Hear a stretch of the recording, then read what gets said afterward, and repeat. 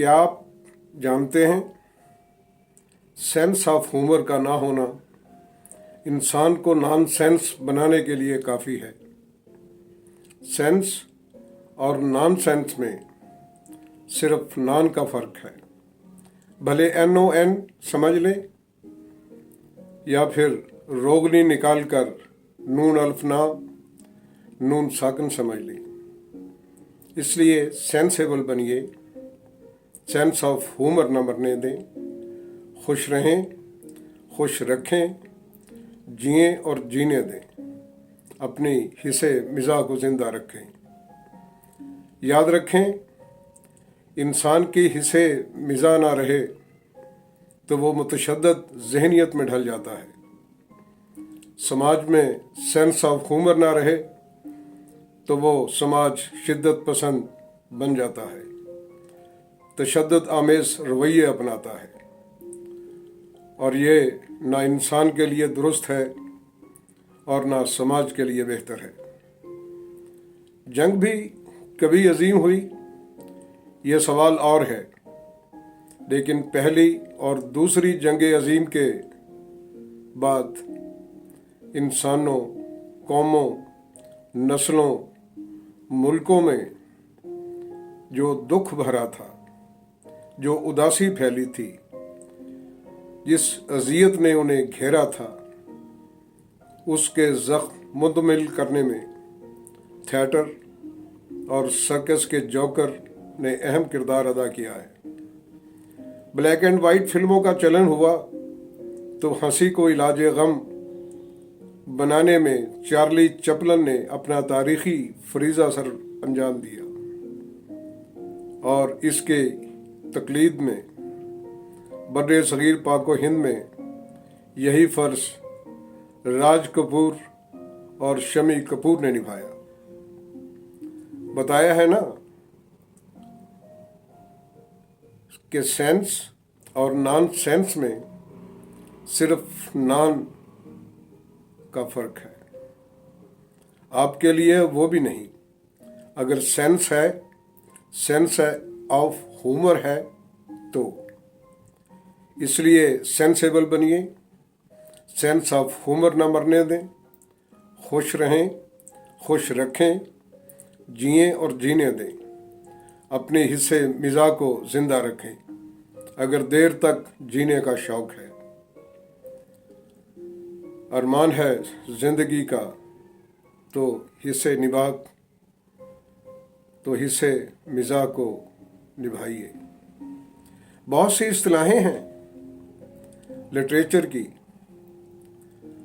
असनाफ की, मुख्तलिफ हालात व वाक़यात में तख्लीक होती हैं ये इस्तिलाहें और ये असनाफ,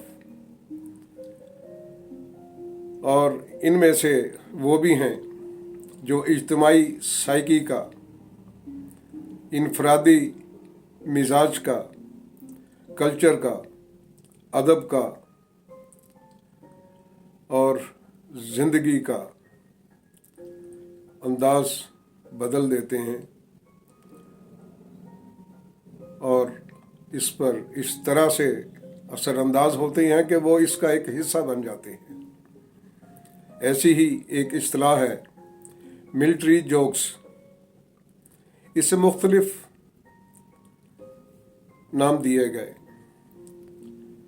इसे सिन्फ का दर्जा भी मिला।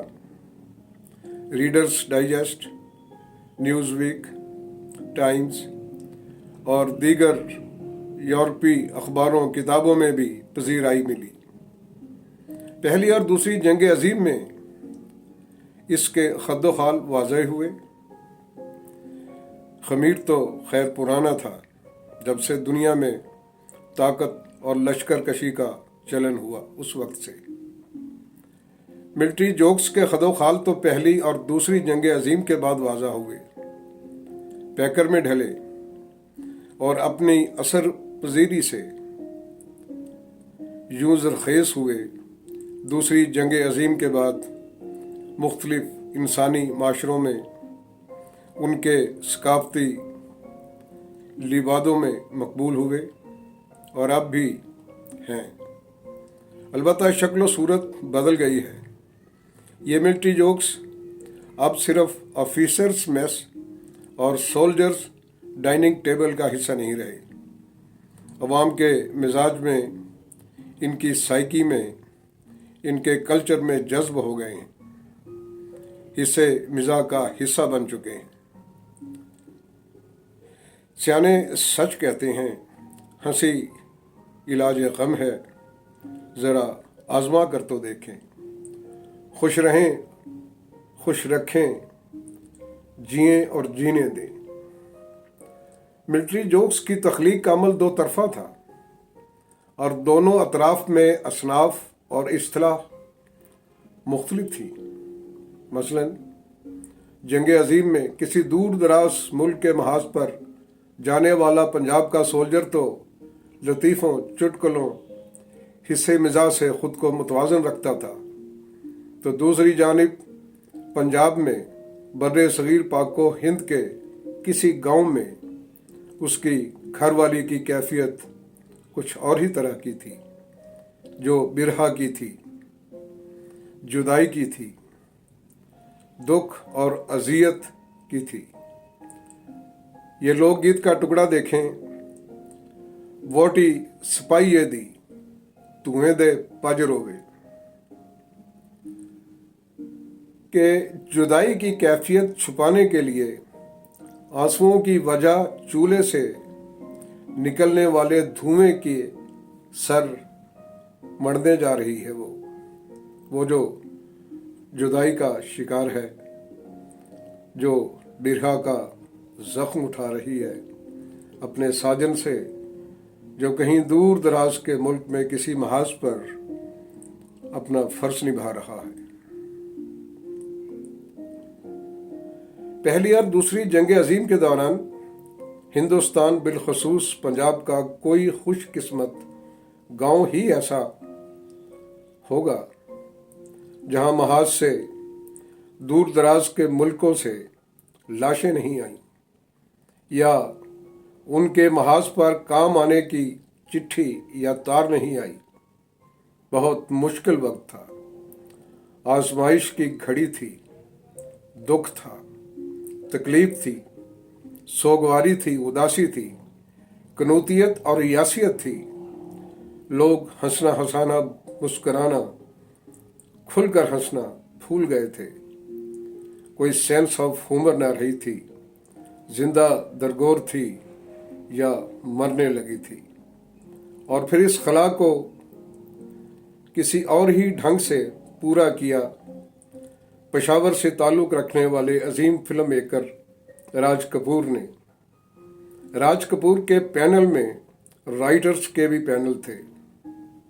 अब्बास उर्दू के लिए एक नया ख्याल बनने वाला अब्बास, उर्दू अदब का बेमिसाल अफसाना निगार अब्बास, उसने चार्ली चैपलिन के किरदार को ढाला राज कपूर में।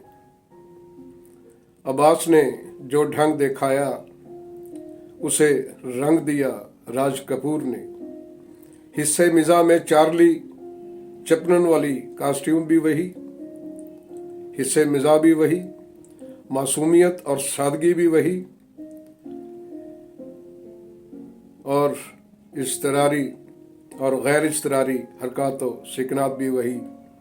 और फिर ढाला शमी कपूर को एल्विस प्रेस्ले के रूप में।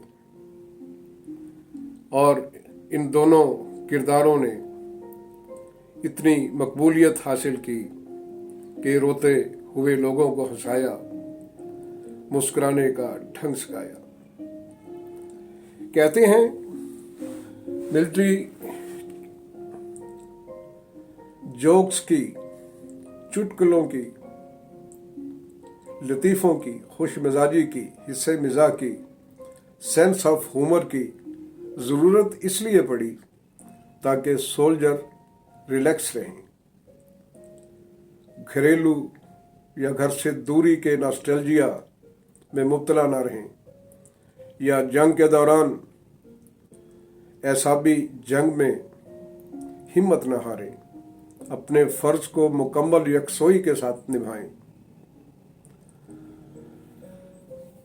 मकसद था सोल्जर محاذ پر جب جائے اس پر کوئی دباؤ نہ ہو، یہ کوئی ٹینشن، ایگزائٹی، ڈپریشن میں نہ رہے، وہ سولجر ریلیکس رہے، شگفتہ مزاجی میں رہے، اپنے اعصاب پر قابو رکھے، کسی لمحہ اشتعال میں جذباتی ہو کر عجلت میں یا کسی دباؤ میں کوئی غلط فیصلہ نہ کر بیٹھے،